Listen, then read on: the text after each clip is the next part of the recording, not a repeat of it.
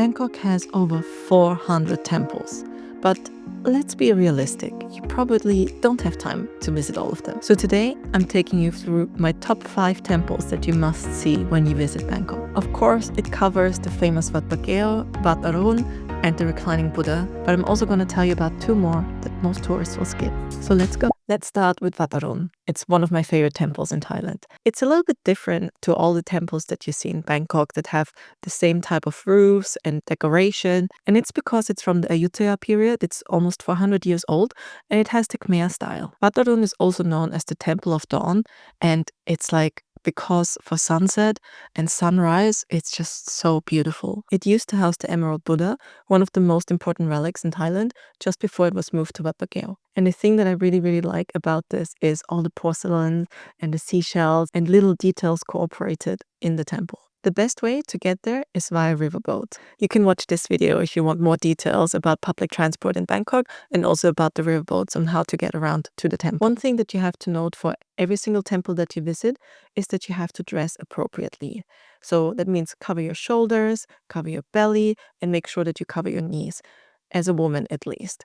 In some temples, men didn't have to worry about that. They could just go with shorts and tank tops, which is not fair. And they always say that there's equality, but I don't think there is, because otherwise, why would women have to cover up? But anyway, that's just my opinion. No matter if you agree with that or not, they will not let you in if you don't dress appropriately. The entrance fee is about 500 baht, and since I got my Thai nationality, I got in for free, which was a little success because I've been to the temple many times and always had to pay.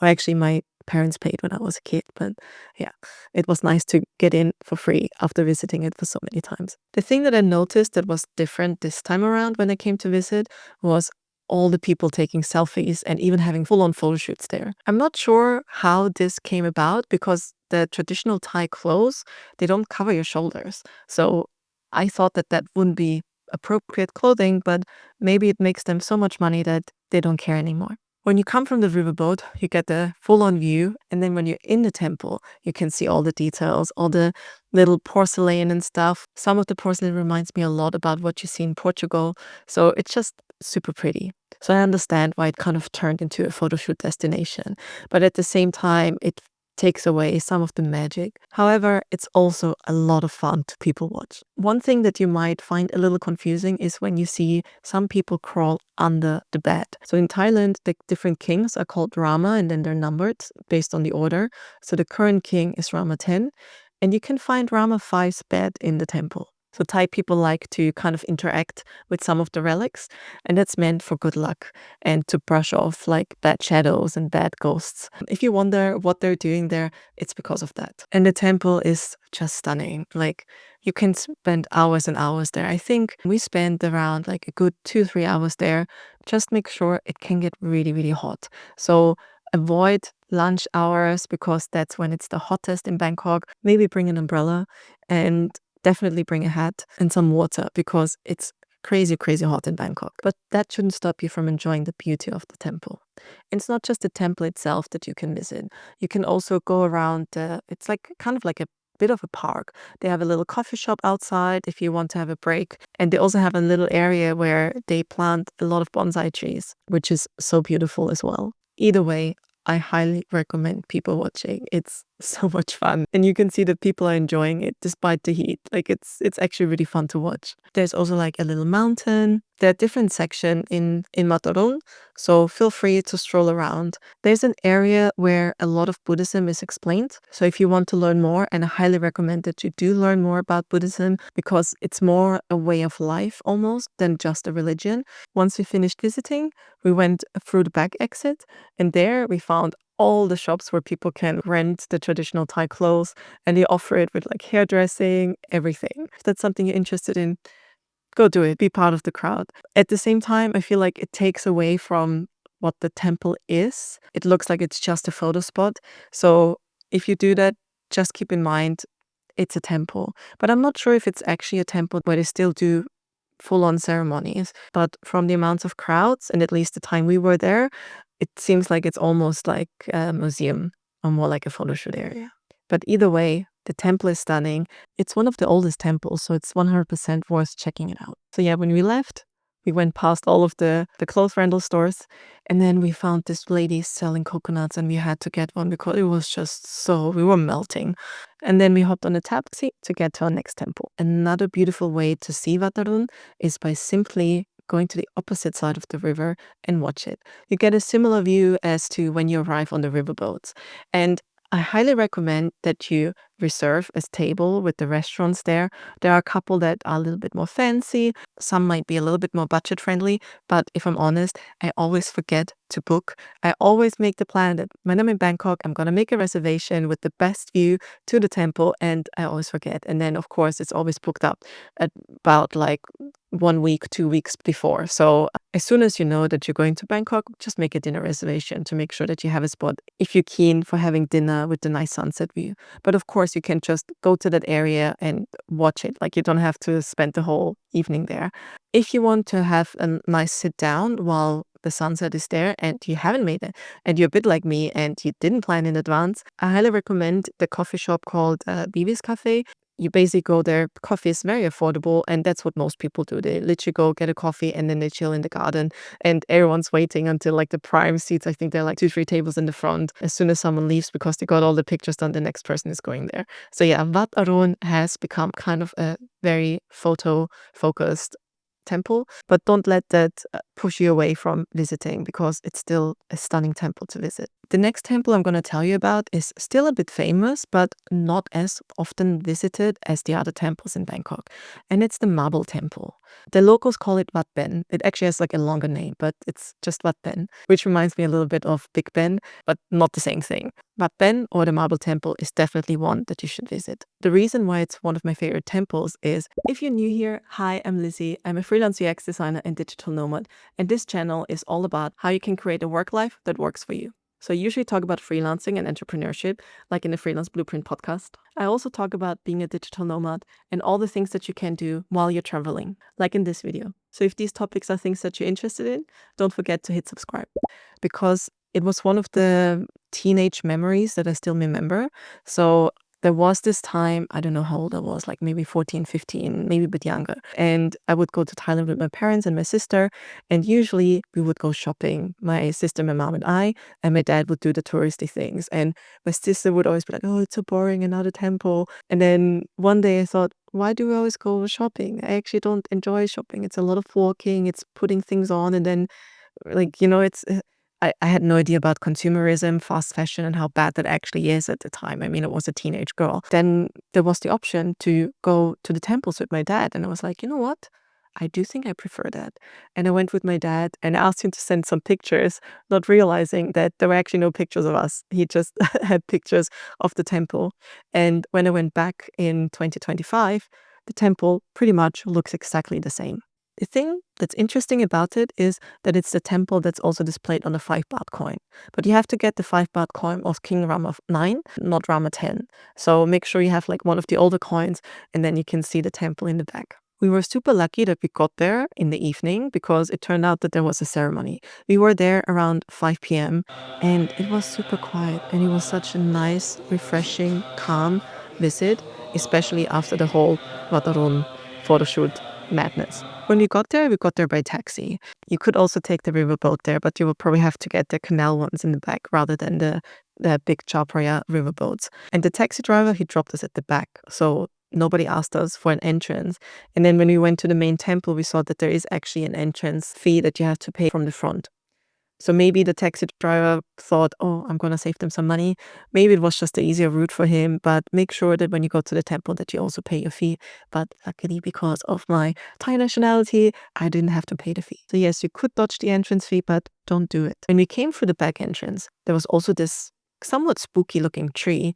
Turns out it was a tree that was originally planted by Rama IX, was the previous king, and he was actually quite popular amongst Thai people. His son, I'm not going to comment because I don't know, but let's say he is not as popular as the previous king. He also reintroduced harems, and there's so many stories. But yeah, so the tree that was planted doesn't look that happy, but it's still there. But also, the previous king was so popular, I heard the whole country ran out of black dye because the country was mourning so much. I would have to fact check if that's true. He was a very popular king. The day when we went to visit the temple, we had dinner plans with a friend in a jazz bar nearby, Buddha Palace. Highly recommend that one. Make sure to get a reservation if you go there. And on the way there, we saw that there's actually a whole memorial for the king who recently passed away. Well, that's actually not that recent. You can see that it's still under construction. So I'm curious to see how it's going to evolve. So maybe you also want to check that out when you're near there. Okay, we cannot have a temple video without Bangkok's main temple, Wat Phra Keow, or the Grand Palace. It used to be the main Buddhist temple for the Thai kings, and now it's Thailand's main temple. Before, the Emerald Buddha was in Wat Arun, as I mentioned before, and now it's in Wat Phra Keow. And that's also the main thing that people visit. And it's not actually emerald, but it resembles that color. It's actually made of jade. And the cute thing about it is they change the outfit of the Emerald Buddha based on the season. So depending if it's summer, winter, or rainy season. There are so many different areas. You can spend hours and hours there. It's beautiful. It's stunning. You get temples with sections of beautiful murals with so much details where the fur of the creatures they have there actually looks like fur, and the gold reflection, it's just very beautiful, and it's all based on Buddhist stories, and it's very nice to just walk through and look at the tiny details there. Also, again, it gets really, really hot, so maybe get an umbrella, get some sun lotion, and bring some water. You can buy some water there. It's like 20 baht, so it's not crazy, but it's very easy to get thirsty there. So make sure that you bring some water with you. Personally, my favorite part in the whole of Wat Pha Keow, and maybe I should be a bit embarrassed to admit that, but actually I'm not, is the Queen's Etiquette Museum.